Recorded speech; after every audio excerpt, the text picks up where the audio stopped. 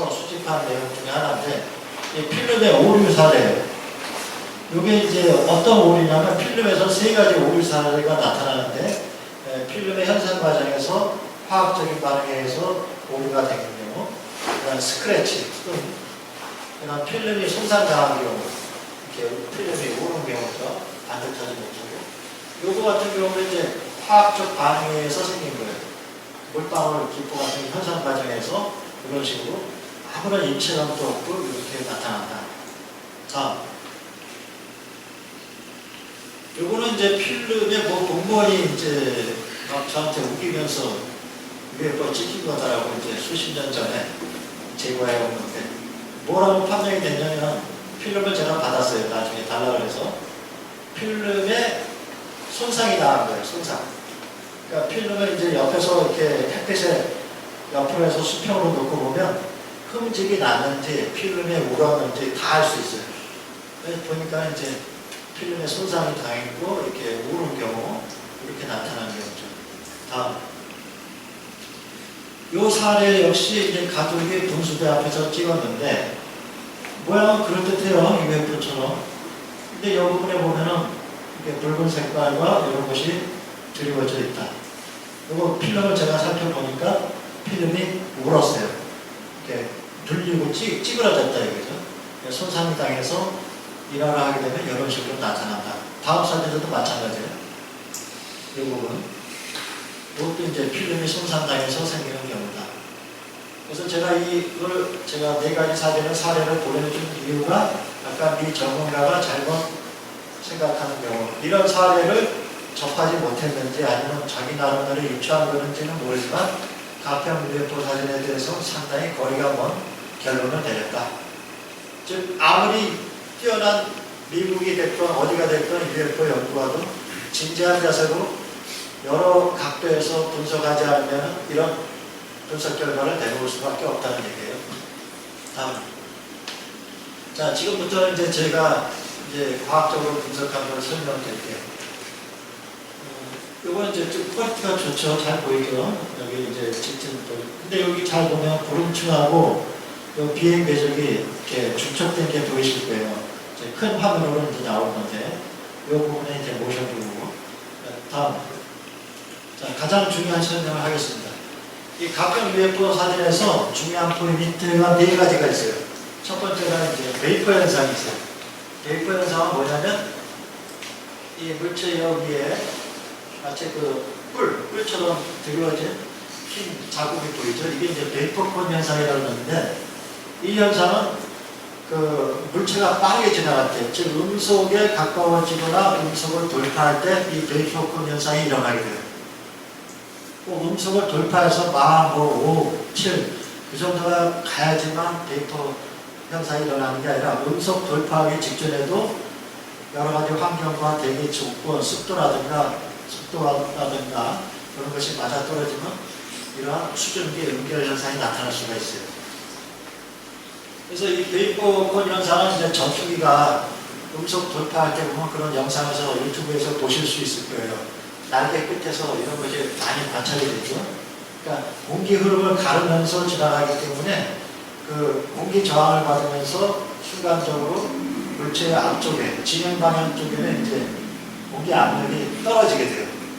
뒤쪽 후방은 공기 압력이 굉장히 높아지게 되고, 그런 차이로 인해서 이제 수증기의 연결 현상이 생기는 거고요. 요 한 가지 단서만 보더라도 어떤 곤충이나 벌레라든가 새라든가 그것이 아니다라는 것이 벌써 나타난다는 거죠.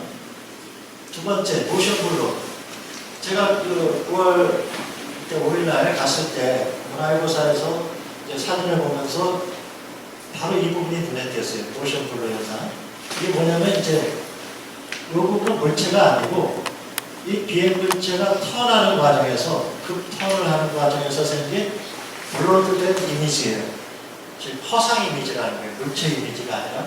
근데 이것을 프랑스 CNES에서는 물체로 간주했어요. 물체의 크기를 측정할 때. 이걸 이따가 설명드릴 거예요.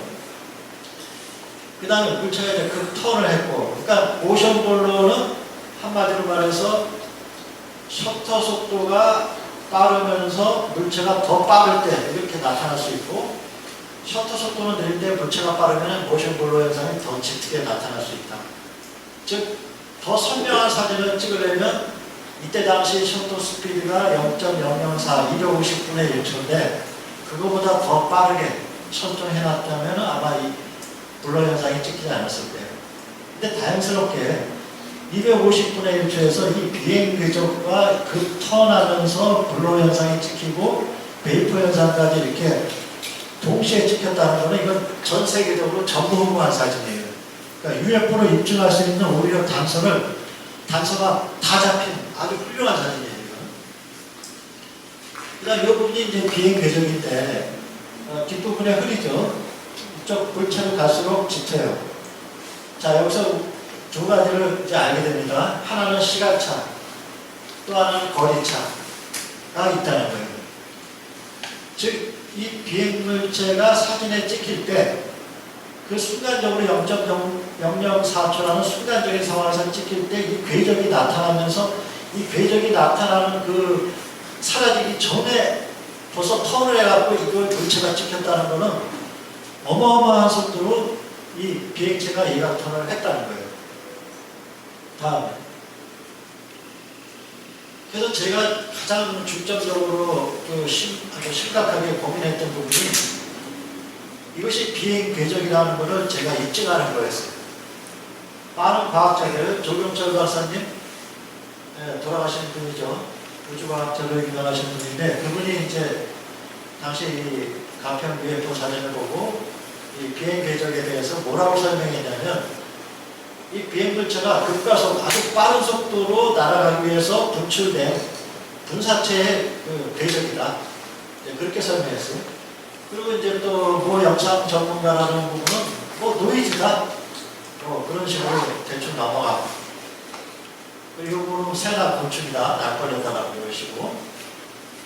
그리고 또 이제 아까 필리핀의 그 우주과학자이자 이제 UFO 연구가 그분은 UFO가 고장이 나가지고 뭐 이상현상에 의해서 그 어떤 검은 연기가 내뿜으면서 움축된 결과로 이런 궤적이 찍힌 것이다. 그렇게 설명을 했어요. 다 틀린 거예요.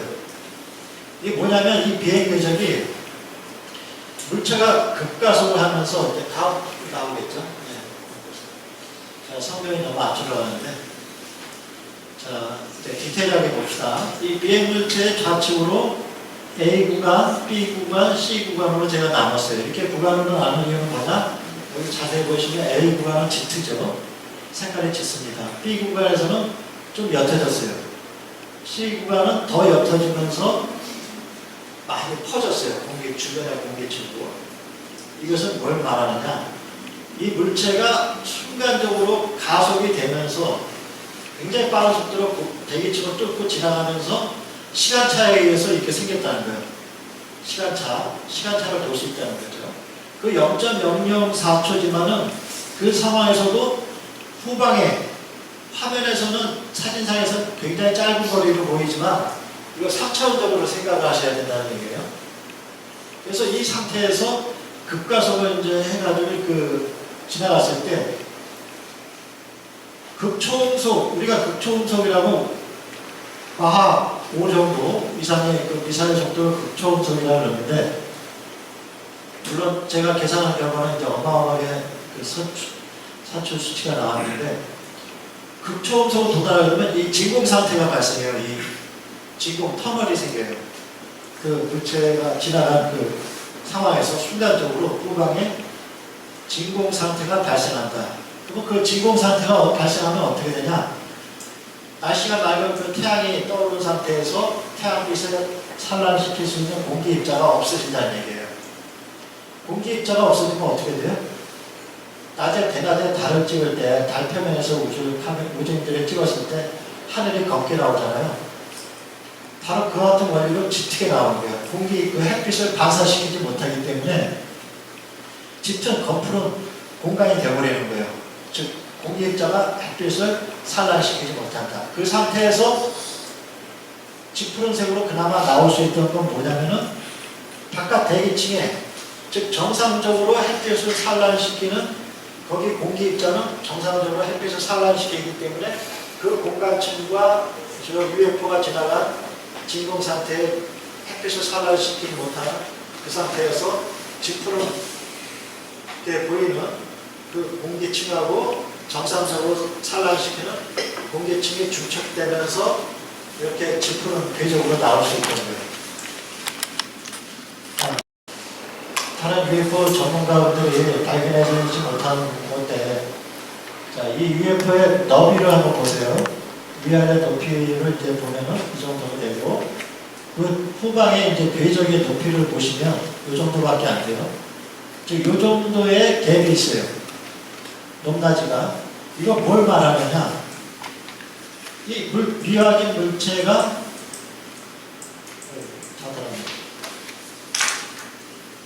이 미화진 물체가 이 궤적보다 앞에 있다는 거예요. 즉 카메라 쪽에도 더 앞으로 나와 있다는 거예요. 3차원적으로 생각하셔야 돼요. 즉 물체가 앞에 있는 것으로 더 크죠. 카메라에 찍힐 때 사진에. 뒤에 있는 것일수록 멀리 있는 것으로 더 폭이 작아지죠. 이 정도로 작고 이 정도로 커요. 이 정도의 갭이 있어요.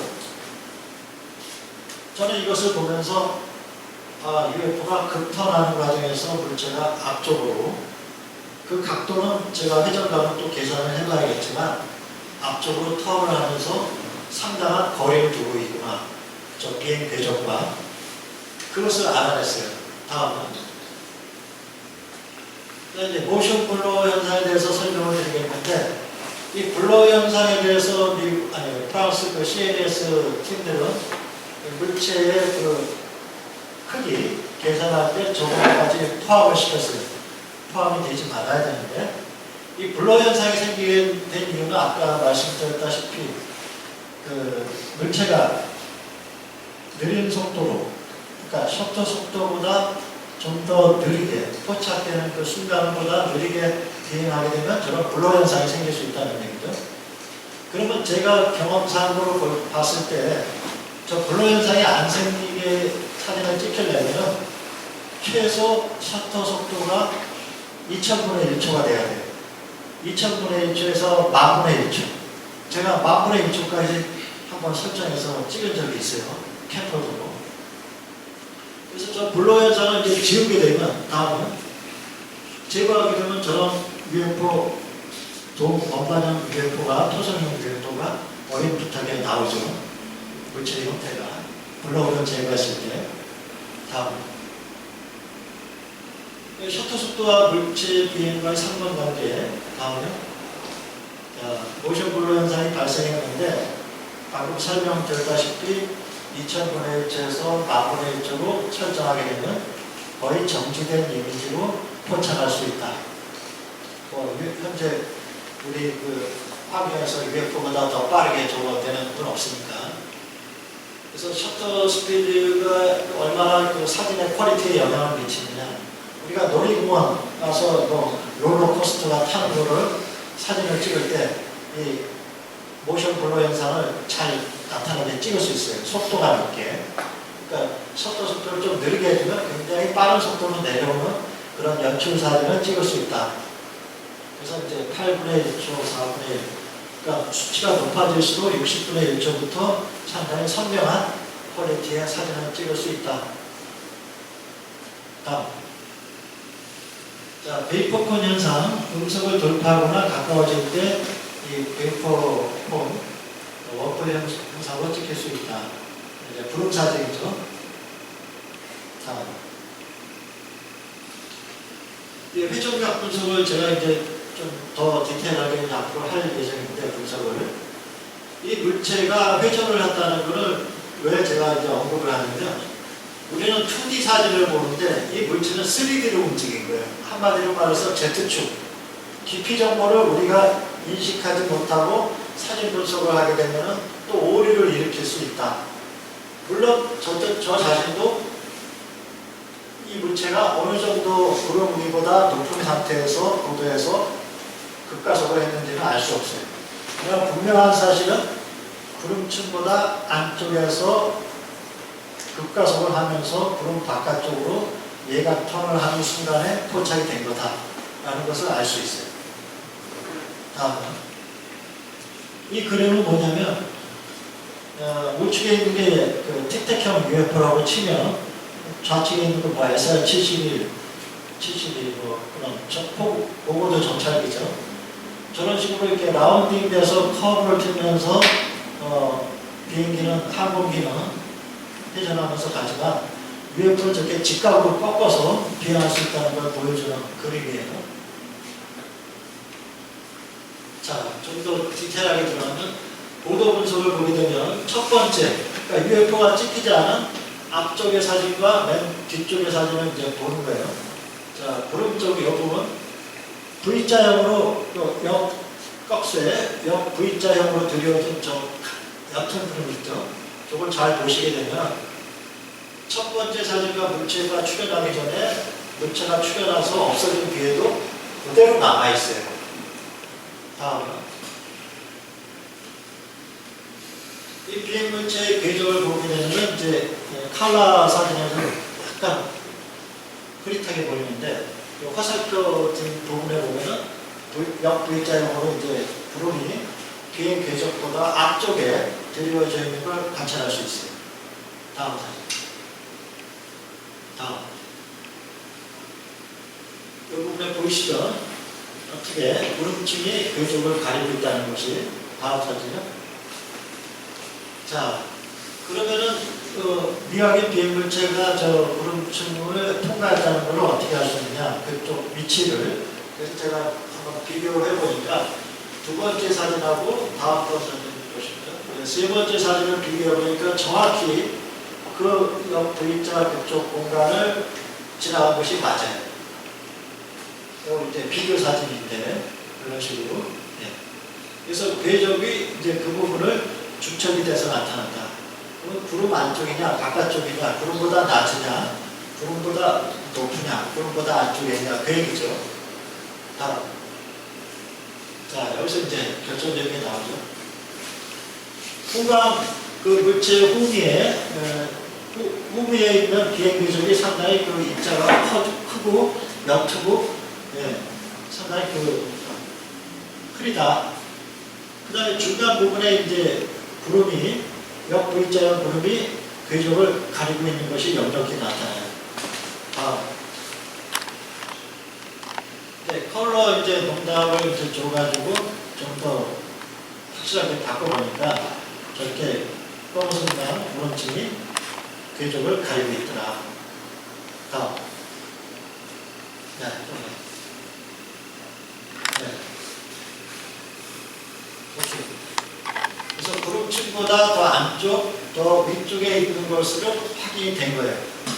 그래서 제가 볼 때는 저 고도가 이제 나오게 되죠. 물론 저 구름보다 더 높이 있는 상태에서 얼만큼 더 높이 있느냐는 알 수가 없어요.